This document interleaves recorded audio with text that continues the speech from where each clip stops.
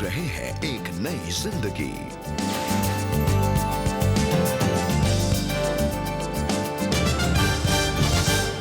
Shubh Prabhat, good morning, welcome to एक नई जिंदगी। Yes and thank you for joining us friends this morning. हमें बहुत खुशी है कि आप हमारे साथ जुड़े हैं।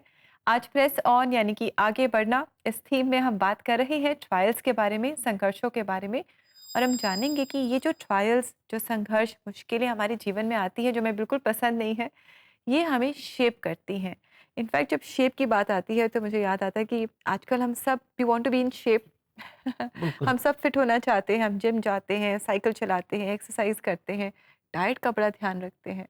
बिल्कुल सही। किसी ने बताया कि वे there is no pain there is no gain. तो यस, जब तक ये ट्रायल्स और ये पेन ना आए तब तक गेन कैसे हो सकता है? मतलब आत्मिक रूप से आप कैसे शेप में हो सकते हैं? आपका आत्मिक जो हेल्थ है, the spiritual health has to come in shape. उम्मीद करते हैं कि ये जो एपिसोड में बहुत कुछ सीखने को मिलेगा, सच्ची कहानी होगी और बहुत कुछ हम बात करेंगे कि उससे परमेश्वर के वचन से, और हम सीखेंगे कि कैसे हम लोग अपनी लाइफ को शेप में ला सकते हैं। वाओ दैट्स सो ब्यूटीफुल कि ये जो मुश्किलें आती हैं, जो संघर्ष आते हैं, ये दरअसल हमारी भलाई के लिए हैं और ये हमें प्रभु के और स्वरूप में ढालने के लिए हैं और हमारी मदद करते हैं कि हम और पवित्र जीवन जिएं जो प्रभु को भाता है। या और सोने को तपाना पड़ता है रुपए का, तभी तो जाके वो प्योर होता है।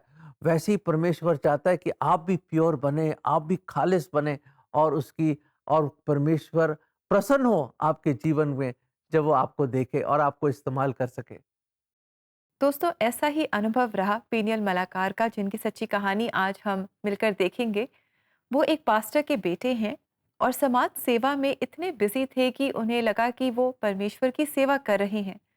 पर इस दौड़ में उन्होंने अपनी हेल्थ और फैमिली दोनों को पीछे छोड़ दिया और फिर 2019 में उन्हें एक अग्रेसिव कैंसर डायग्नोज हुआ। डॉक्टर्स ने तो हाथ खड़े कर दिए और बचने की कोई उम्मीद नजर नहीं आ रही थी। लेकिन दोस्तों, जब दुनिया ने कहा द एंड, तब हमारे परमेश्वर ने कहा न्यू बिगनिंग। तो आइए इनसे हम मुलाकात करें और ये सच्ची कहानी आपके लिए लेकर आए हैं हमारे एक नई जिंदगी प्रोड्यूसर रोनाल्ड सिंह। मैं एक पादरी और एक नर्स के परिवार में पैदा हुआ, एक बहुत ही ग्रामीण इलाके में जिसका नाम मकुंडा है। और एक मसीही होने के नाते मैं सामान्य रूप से चर्च जाता था और चर्च की कई गतिविधियों में शामिल रहता था। लेकिन जब मैं पेशेवर बना तो मैंने स्वास्थ्य और फिर मानवतावादी क्षेत्र में ट्रेनर और प्रैक्टिशनर के रूप में काम करना शुरू किया। धीरे धीरे मेरा पूरा ध्यान काम पर चला गया। मैं सफल होना चाहता था और अपने लक्ष्य पूरा करना चाहता था। मैं दुनियावी उपलब्धियां प्राप्त करना चाहता था। इन्हीं सबके पीछे पीछे भागते हुए मैं एक वर्कोहॉलिक बन गया। 2019 की शुरुआत में जनवरी में मैं बेंगलोर आया। तभी मुझे अपने साइनस के हिस्से में कुछ गलत महसूस होने लगा। मैं एक ईएनटी डॉक्टर के पास गया। उन्होंने कहा कि कुछ गड़बड़ है। करीब 2 हफ्तों के बाद रिपोर्ट आई और बेंगलोर के डॉक्टरों ने कहा कि हमें कंफर्म करना होगा कि ये कैंसर है या नहीं। उन्होंने मुझे सीएमसी वेल्लोर जाने की सलाह दी और वहां से एक बार कंफर्म करवाने को कहा। मैं तुरंत ही सीएमसी वेल्लोर चला गया। वहां भी 10 से 12 दिन लगे। आखिरकार जब मैं हेमेटोलॉजिस्ट से मिला तो उन्होंने बताया कि मुझे कैंसर है। जिस दिन डॉक्टर ने कहा कि पेनियल आपको एनकेटी सेल लिम्फोमा है, ये कंफर्म हो चुका है और हमें तुरंत इलाज शुरू करना होगा, तब हमने तय किया कि हम अपनी बेटियों को फोन करेंगे और उन्हें बताएंगे। पेनियल खुद उनसे बात करके उन्हें ये बात बताना चाहते थे। जैसे ही हमने बताया, दोनों बेटियां कॉल से अचानक चली गई। वे दूसरे कमरे में जाकर रोने लगी। कुछ मिनटों बाद वो वापस आई और बोली, चिंता मत करो मम्मी पापा, हम आपके लिए प्रार्थना कर रहे हैं और परमेश्वर आपके साथ हैं। उस समय मुझे एहसास हुआ कि जो भी तारीफ, सम्मान और उपलब्धियां मैंने कमाई हैं, वे सब के सब बेकार हैं। प्रभु के सामने वे मैले कपड़े जैसी हैं। जब मैं अस्पताल से बाहर निकल रहा था और अपनी पत्नी का सहारा लेकर चल रहा था, तब मुझे बाइबल का एक वचन बहुत गहराई से छू गया। भजन संहिता 103:3। इस वचन ने मुझे आशा दी। इलाज शुरू हुआ, लेकिन पहला इलाज बहुत बुरी तरह असफल हो गया। मुझे ऐसा लगा जैसे मुझे हार्ट अटैक आ रहा हो। बहुत जोरदार एलर्जिक रिएक्शन हुआ। डॉक्टरों ने तुरंत वहीं दवा देना बंद कर दिया। हर दिन हमारे लिए बहुत अंधकार से भरा हुआ था, लेकिन परमेश्वर ने हमारी मदद की। काफी समय बाद डॉक्टरों ने तय किया कि उसी इलाज को दोबारा शुरू किया जाएगा। उसी समय वहां पर एक सिस्टर आई। उनका नाम ग्रेस था। उन्होंने कहा, भाई क्या मैं प्रार्थना कर सकती हूँ? जब हम वही दवा दोबारा शुरू करें, परमेश्वर की कृपा से उसी पल से हर एक चीज पूरी तरह से बदल गई। वो दवा काम करने लगी और रिपोर्ट्स में सुधार दिखने लगा। पहले आसार बहुत नाजुक हो चुके थे, लेकिन अब अपने आप ही सब कुछ ठीक होने लगा था। मेरा विश्वास प्रभु पर और मजबूत हो गया। मुझे लगा कि परमेश्वर मेरी प्रार्थनाएं सुन रहे हैं। मेडिकल साइंस कहती है कि इस तरह के टी सेल लिम्फोमा में लोग आमतौर पर 3 महीने, 6 महीने, ज्यादा से ज्यादा 3 साल तक ही जी पाते हैं। लेकिन प्रभु पर भरोसा रखने से पूरी स्थिति ही बदल गई। आज 6ठा साल है और मैं रेमिशन में हूँ। मैं आज भी जीवित हूँ क्योंकि परमेश्वर का एक उद्देश्य है। मैं यहाँ इसलिए हूँ क्योंकि परमेश्वर ने मुझे जीवित रखा है। मैं उन सभी लोगों को प्रोत्साहित करना चाहता हूँ जो इसी तरह की या इससे भी ज्यादा कठिन परिस्थितियों से गुजर रहे हैं। प्रभु पर भरोसा रखिए। पहले मेरी प्राथमिकता थी काम, परिवार और फिर परमेश्वर। अब मेरी प्राथमिकता है पहले परमेश्वर, परिवार और उसके बाद काम। थैंक यू वेरी मच पीनियल जी आपकी इस कहानी के लिए जो आपने हमारे साथ शेयर की। And we been so encouraged and so blessed. And बहुत सारे हमारे जो दर्शक हैं वो भी शायद अपने जीवन में कुछ ऐसे ही स्ट्रगल से गुजर रहे हैं। शायद कोई बड़ी बीमारी है, शायद डॉक्टर्स ने हाथ खड़े कर दिए हैं, या शायद कुछ फाइनेंशियल क्राइसिस, या कोई और बिजनेस में लॉसेस, या रिश्तों में चैलेंजेस। लेकिन आपके जीवन से हमने जाना कि परमेश्वर हमें एक नई शुरुआत देता है and God can do the impossible. दर्शकों, जब ये बातें चल रही थी तो मुझे एक वाक्य याद आया कि एक छोटे से शहर में एक बहुत ही गरीब लड़का, उसकी मदर बहुत बीमार, बड़ी तेज बुखार हुआ उसको। तो वो छोटा लड़का और गया डॉक्टर के पास, वैद्य के पास, और वैद्य ने कहा कि देखिए ये दवा बहुत ज़रूरी है, लेकर आओ। और उनके पास बिल्कुल पैसे नहीं, एक झोंपड़ी में रहते थे वो। अब क्या करे वो, और छोटा सा बच्चा लगभग 10 साल का। और वो गया केमिस्ट की दुकान में, केमिस्ट की दुकान के बाहर खड़ा हुआ बड़ी देर तक, लाइट पोल के पास अपने आप को देख रहा, कैसे जाऊं, कैसे पूछूं, मेरे पास पैसे नहीं। और हाथ में वो पर्चा दवाइयों का, और वो प्रिस्क्रिप्शन लेके वहां पे पहुंचा। और उसने देखा कि उस आदमी ने कहा, अच्छा ये दवाई है बच्चे, पैसे हैं? तो कुछ नहीं बोला। तो उस आदमी ने दवाइयां निकाल के टेबल पे तो रख दी, और उसके बाद उस लड़के ने ऐसे झपटा उसके ऊपर, और वो भागा। और उसके पीछे लोग, ये दुकानदार लोग भागे, पब्लिक भागी, और उस लड़के को पकड़ लिया और भरे बाजार में उसकी पिटाई करने लगे। तो एक आदमी जो वहां पे एक ढाबा चलाता था, उसने देखा और रहम खाया और उसके पास आया। उसने, क्यों मार रहे हो छोटे बच्चे को, गरीब है वो, उसकी माँ बहुत बीमार होगी। जैसे वो कह रहा है, मत मारिए उसको, कितने पैसे हैं? उन्होंने कहा इतने पैसे। तो उसने क्या किया, उसने अपने जेब से पैसे निकाल के वो दे दिए। उसने कहा, जा बेटा ये ले दवा और अपनी माँ को जाके पिला। और रुक जा 1 मिनट, अपने ढाबे में गया, थोड़ा सा सूप बनाया हुआ था उसने टमाटर का, उसने कहा ये ले, ये सूप भी पिला दे अपनी मम्मी को। और दोस्तों, ये वाक्य तो खत्म हुआ, 30 साल बीत गए। 30 साल बीतने के बाद अचानक ये जो ढाबे वाला इंसान था, जो बहुत दयालु था, सबकी मदद करता था, वो उसको एक एक्सीडेंट की वजह से सर में बहुत जबरदस्त चोट लाती है और और हॉस्पिटल में एडमिट हो जाता है। अभी बुजुर्ग है, गिर जाता है, वो बुजुर्ग है, और उसी हॉस्पिटल में जब वहाँ पे है तो उसकी वहाँ पे ब्रेन की सर्जरी होनी बहुत ज़रूरी है, स्कल क्रैक हो जाता है उसका, और वहाँ पे कहते हैं पता नहीं कितने लाख का खर्चा है।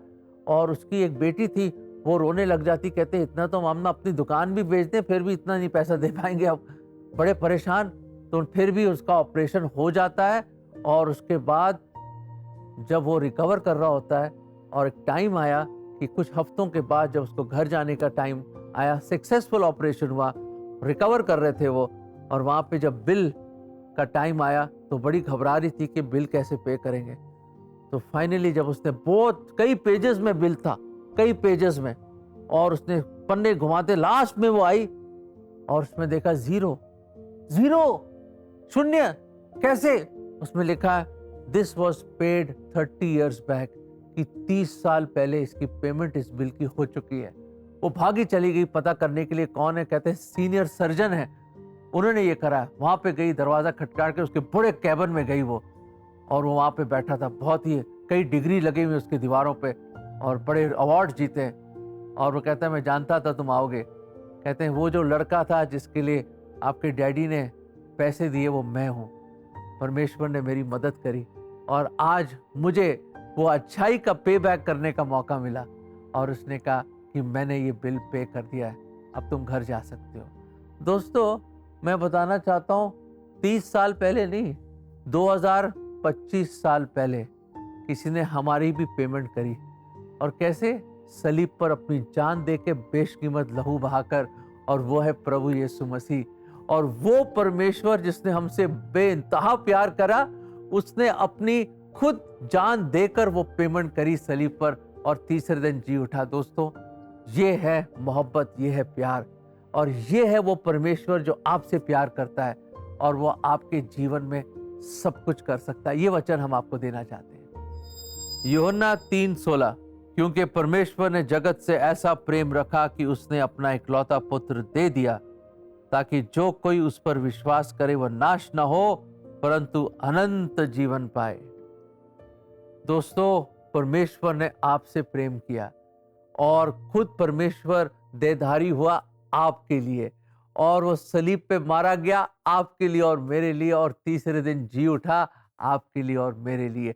और आज अगर आप उस पर विश्वास करेंगे उस पे, तो आप नाश नहीं होंगे परंतु अनंत जीवन पाएंगे। दोस्तों मैंने अपनी जिंदगी में ये देखा है, जिसने प्रभु को ग्रहण कर लिया वो हर आजमाइश, हर ट्रायल, हर परेशानी से गुजर सकता है, क्योंकि उसका खुदा उसके साथ है।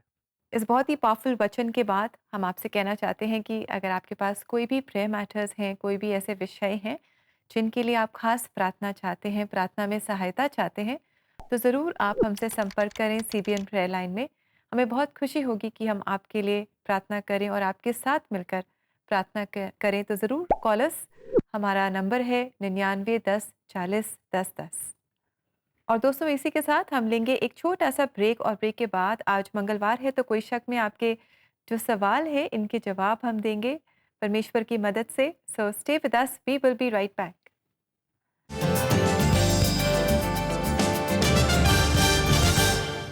दोस्तों 2025 के बीते हुए वर्ष में प्रार्थना में बिताए हुए कुछ चंद पल आपके आने वाले नए वर्ष के सबसे कीमती पल होंगे। चलिए एक नए जोश के साथ प्रार्थना में आगे बढ़ें। चाहे वो आपके नए प्लान्स हो, रिश्ते हो, सेहत की चिंता हो या फाइनेंसेस की फिक्र, इन सब चीज़ों को हम परमेश्वर के हाथों में सौंप के आइए इस नए वर्ष की शुरुआत करें। ये साल बीते सालों से अलग होगा और बेहतर होगा। आपको सिर्फ विश्वास करके आगे बढ़ना है। CBN प्रेयर लाइन के साथ आप प्रार्थना में जरूर जुड़े। कॉल या व्हाट्सएप करें हमारे नंबर 9910401010 पे।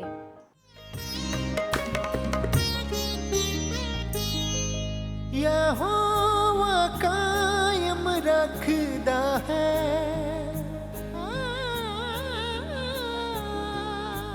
यहोवा कायम रखदा है, नेक मर्द दे कदमां नूं यहोवा करदा है पसंद एक मर्द दे रहानू।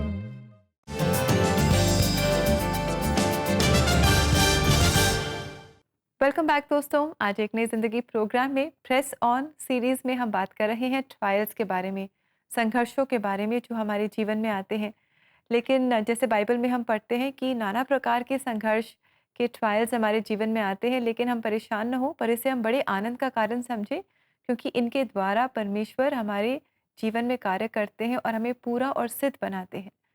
तो जो कि हमने पीनियल मलाकार जी की लाइफ में भी हमने देखा। तो प्रभु हमारी मदद करे कि हमारे संघर्षों में हम निराश न हो, पर हम आशा से भरे हों, क्योंकि हमारी आशा हमेशा प्रभु यीशु मसीह में बनी रहती है। दर्शकों, बेशक जो रेबेका ने बोला बिल्कुल सही, और याद रखें कि हमारा परमेश्वर हमारे साथ है और वो हमारा मददगार है। और इसी मोड़ पे प्रोग्राम के अब चलते हैं। हमारा जो सेगमेंट है, कोई शक।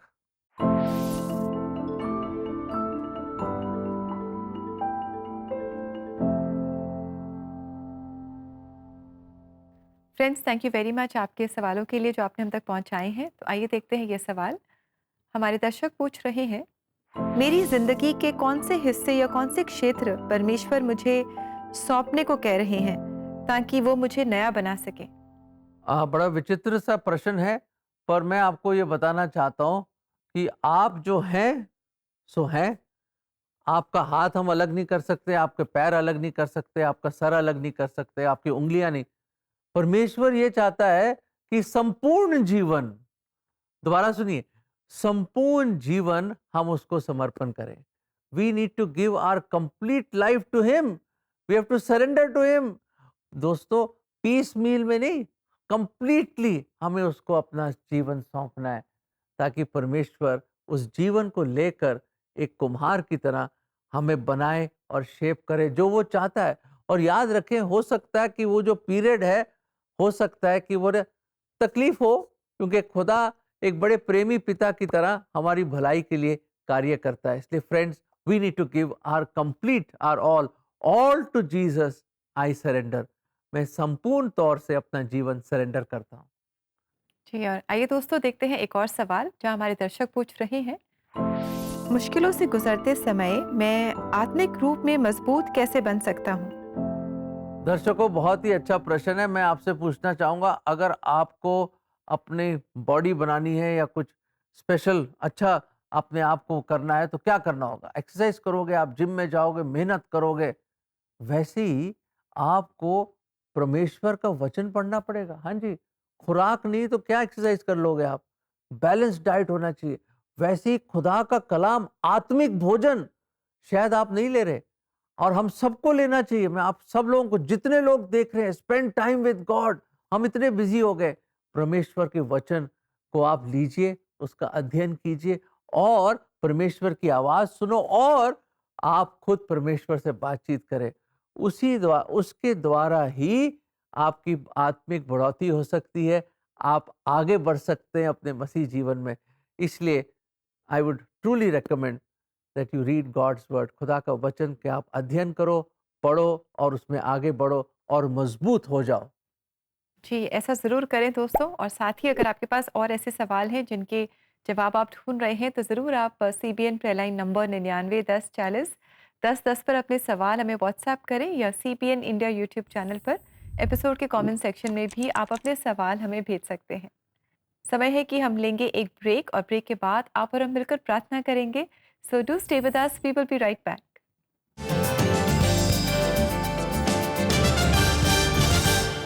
इस जनवरी हर सुबह होगी और भी खास, नए चर्च कॉयर्स गीतों के साथ। नेशनल टीवी प्रीमियर, लखनऊ से सेंट पीटर्स चर्च की कॉयर,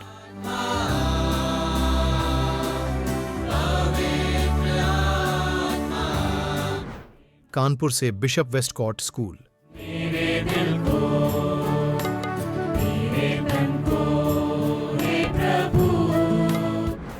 झारखंड के बरकाकाना से न्यू क्रिएशन बाइबल इंस्टीट्यूट की कॉयर, मेरे जीने का कारण तू है, बांसवाड़ा से शरण स्थान चर्च की कॉयर, यीशु ऐसा सिवा क्या जम्मू से Our Lady of a Rosary Catholic Church की कॉयर,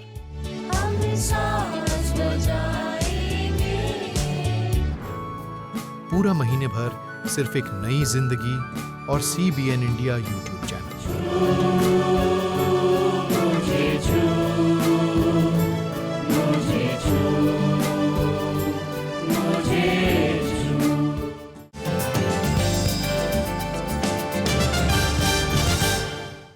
वेलकम बैक दोस्तों। आज एक नई ज़िंदगी प्रोग्राम में हम संघर्षों के बारे में बात कर रहे हैं और हम जान रहे हैं कि जो संघर्ष प्रभु हमारे जीवन में आने देता है वो हमारी भलाई के लिए है, क्योंकि वो हमें उसके स्वरूप में और ज़्यादा ढालते जाते हैं। इन संघर्षों के द्वारा परमेश्वर हमारे जीवन में काम करते हैं और हमारी मदद करते हैं कि हम परमेश्वर की तरह और पवित्र होते जाएं। बिल्कुल सही दर्शकों। और अगर आप इन आजमाइश और इन ट्रायल्स और इस परीक्षा में से आप गुजर रहे हैं, हो सकता है आप लगे कि मैं तो आग से गुजर रहा हूं और आग की और ये जो ट्रायल्स की और ये जो समय है जिससे मैं गुजर रहा हूं वो बिल्कुल उसकी जो तपिश है उससे मैं बर्दाश्त नहीं कर पा रहा। कोई बात नहीं, खुदा हमें उतना ही देगा जितना हम बर्दाश्त कर सकते हैं। ये खुदा के कलाम में लिखा है। और कैसे हमें ताकत मिलेगी? जब हम इन ट्रायल्स के time, during these trials we come and seek God's face, और हम उसके सामने आए, परमेश्वर के सामने उसकी ओर अपनी निगाहों को उठाएं और प्रार्थना करें। आइए हम प्रार्थना करते हैं मिलकर, ताकि परमेश्वर हमें अनुग्रह दे इस दौर से गुजरने के लिए। Let us pray. खुदावन, हम धन्यवाद देते हैं कि हर चीज़ भलाई के लिए उत्पन्न होती है जो आपसे मोहब्बत और प्रेम करते हैं।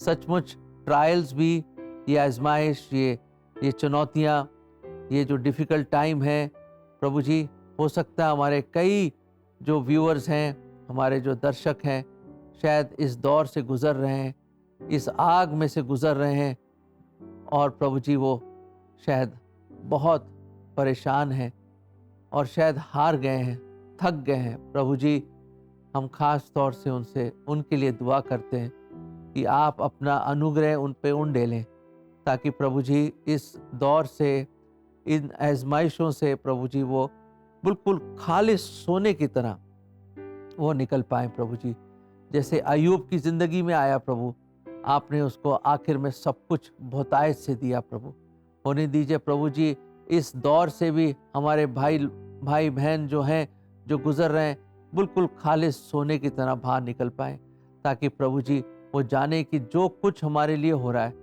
हमारी भलाई के लिए हो रहा है। प्रभु जी, ये विश्वास और ये एश्योरेंस, आश्वासन आप उनको दीजिए, और ये प्रार्थना हम आप ही के नाम, प्रभु यीशु मसीह के नाम में मांगते हैं। आमीन, आमीन। दर्शकों, सचमुच हो सकता है कि आप बहुत डिफिकल्ट टाइम से गुजर रहे हैं। हो सकता है आप कहेंगे मैं ही क्यों खुदा, मैं ही क्यों। पर याद रखें, वो परमेश्वर आपकी लाइफ में कुछ कर रहा है, उसको करने दीजिए, और आपको अनुग्रह भी देगा, बहुतायत का अनुग्रह देगा कि आप इस दौर से निकल पाएं। और परमेश्वर आखिर में आप देखेंगे अय्यूब की तरह कि जो भी प्रभु ने करा आपकी भलाई के लिए था, क्योंकि आपसे बेहद मोहब्बत करता है और आपको अपने जैसा बनाना चाहता है और आपको खालिस सोने की तरह निकालना चाहता है। जी दोस्तों, हमारी प्रार्थना है कि अपनी मुश्किलों में, संघर्षों के बीच आप परमेश्वर के अनुग्रह को जानेंगे कि वो भला है। और आइए इस समय हम देखें आज के लिए परमेश्वर का जीवित वचन। अब जो ऐसा सामर्थी है कि हमारी विनती और समझ से कहीं अधिक काम कर सकता है, उस सामर्थ के अनुसार जो हम में कार्य करता है।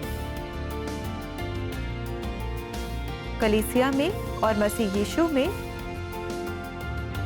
उसकी महिमा पीढ़ी से पीढ़ी तक युगानुयुग होती रहे। आमीन। इफिसियों 3 का 20 और 21 वचन।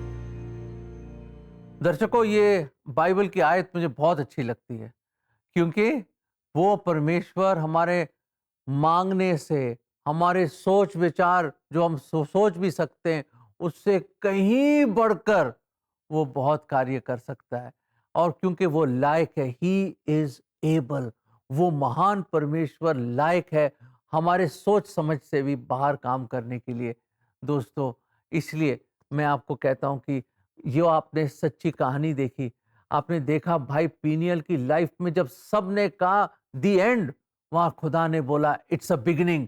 हो सकता है दर्शक वो आप हैं जो लोगों ने आपके लिए दी एंड कर दिया है, बट आप सोच रहे आप कुछ नहीं लाइफ में रहा। नहीं, this is the moment for you. ये एपिसोड आपको बता रहा है कि नहीं, हार मत मानिए, आशा रखिए उस सच्चे खुदा में और सब कुछ हो जाएगा। और ये भी हमने देखा है कि परमेश्वर आपसे बेइंतहा मोहब्बत करता है। वो आया स्वर्गों को छोड़कर हमें गुनाहों से बचाने के लिए, मर के जी उठा और दोबारा आने वाला। मेरे अजीजों, वो एक सच्चा प्रेमी परमेश्वर है। वो आपके ट्रायल्स को, आपकी आजमाइशों को, आपकी तकलीफों को भी एक स्पेशल मकसद से लेके आता है जिंदगी में, ताकि हम उसके जैसे ढलते चले जाएं और हमारी जिंदगी और खालिस सोने की तरह बन जाए। दोस्तों, इसी के साथ it's time for us to say goodbye. और जाते जाते आज हम सुनेंगे ये गीत मेरी रूह, जो हमारे लिए गा रही है बांसवाड़ा से शरणस्थान चर्च CNI की कॉयर। इस गीत से आप और हम आशीष पाएंगे और कल फिर मुलाकात करेंगे। Until then, God bless you friends. God bless you.